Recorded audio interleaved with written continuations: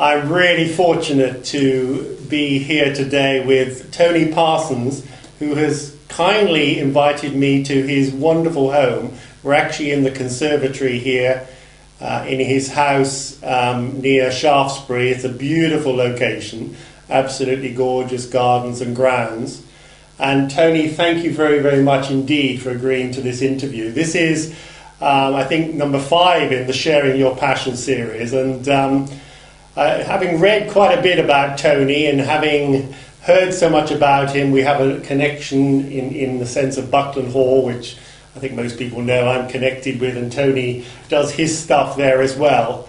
But to have the opportunity to have a dialogue with him face to face and talk about his, what I consider to be an amazing message, but also to hear more of how Tony, not so much ticks, but how he sort of relates real life to his message, let's put it that way. And I'm sure he's going to enlighten us, and that's another word that we may come across a lot very shortly. Tony, thank you very much for joining me. Thank you for inviting me to your home. It's Pleasure, fantastic. Yeah. And I don't really know where to start, but how about you tell us a little bit about your background, where you started? Did you have a happy childhood? I mean, I don't know, wherever you think's appropriate. Yeah. Give us an idea of who Tony Parsons was, quote unquote. I'm glad.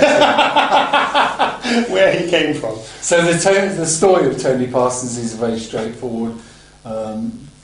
Let's say I was born in London and grew up in a suburb of London. I had parents that were very fond of each other. They weren't religious, but we grew up in that sort of open family feeling. Yeah. And I grew up there and lived there for some many years. And then later on, I learned how to be a builder with my father. I was at school, obviously, and I became a builder with my father. He was a builder. Right. I didn't know what to do with my life, so I naturally fell into that. Right.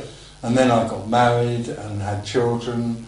And a little later on, I started my own building business. My father became ill and then later died, and I started my own building business in London, which was very successful for quite a few years, and I made a lot of money.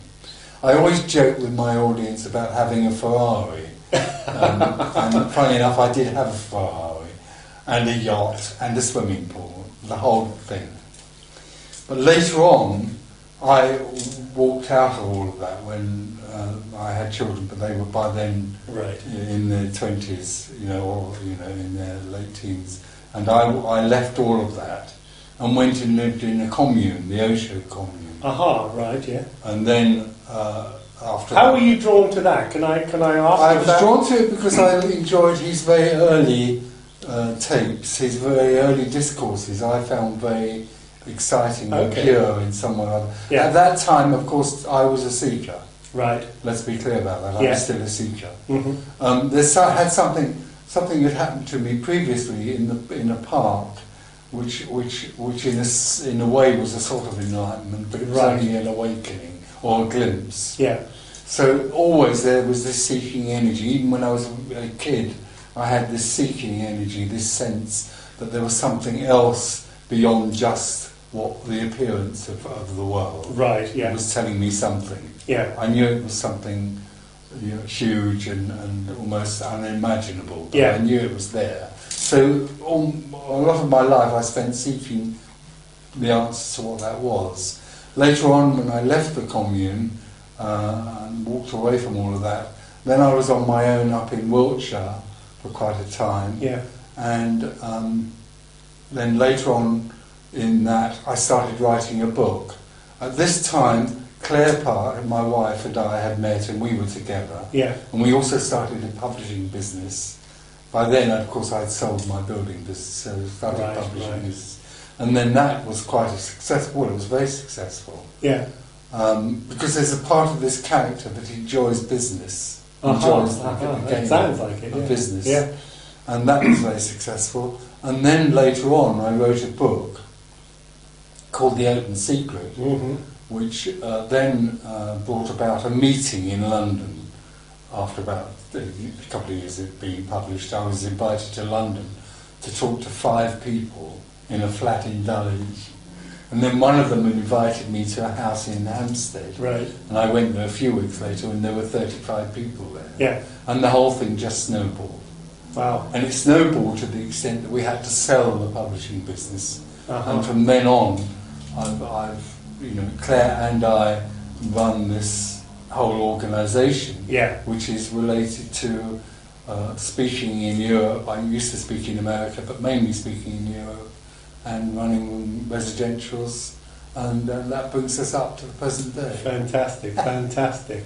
I must ask you about what, in fact, one of my previous interviewees called, and forgive me for calling it this, you may have a different word for it, a sort of burning bush moment when you were in the park in Balham, is that right? Yeah. Can you tell us, maybe tell us a little bit, first of all, how, was there any sort of lead up to that, and what was happening, and then what actually, so far as you can, tell us what actually happened in the park.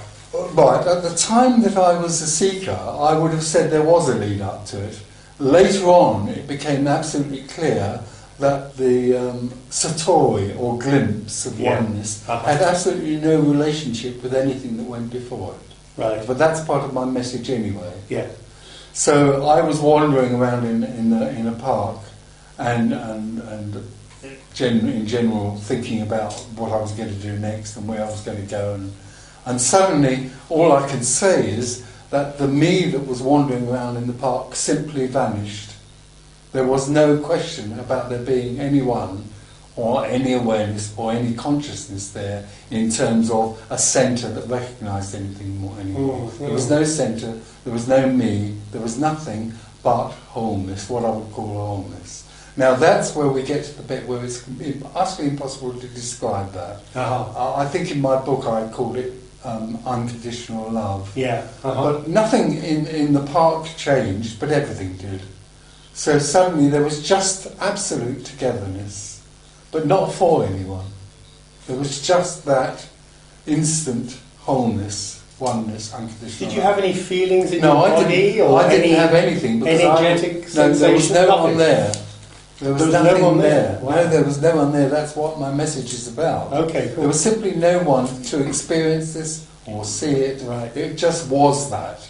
It was just what it was, without anyone. Completely impersonal energy, but an impersonal energy which is absolute love. Indescribable, totally indescribable. And then I came out at the other end of it, as Tony Parsons really, wondering at what had just seemed to happen, but not really being able to know it. Yeah. And then I went on from there, again trying to own what had happened. Yeah. Of course, you can't do that. Yeah, yeah. But then I learnt through the years of seeking that actually wholeness, oneness, has absolutely nothing to do with the individual and nothing to do at all with any sort of seeking. So that in a way that was the fundamental principle of what I was then talking to people about. So when I started talking to people about this, then something else had happened. Then you could say had happened, although of course it doesn't happen to anyone, as far as I'm concerned. And that's what I call liberation. So liberation happened at the time that The Open Secret was being written, and then what followed that were these talks.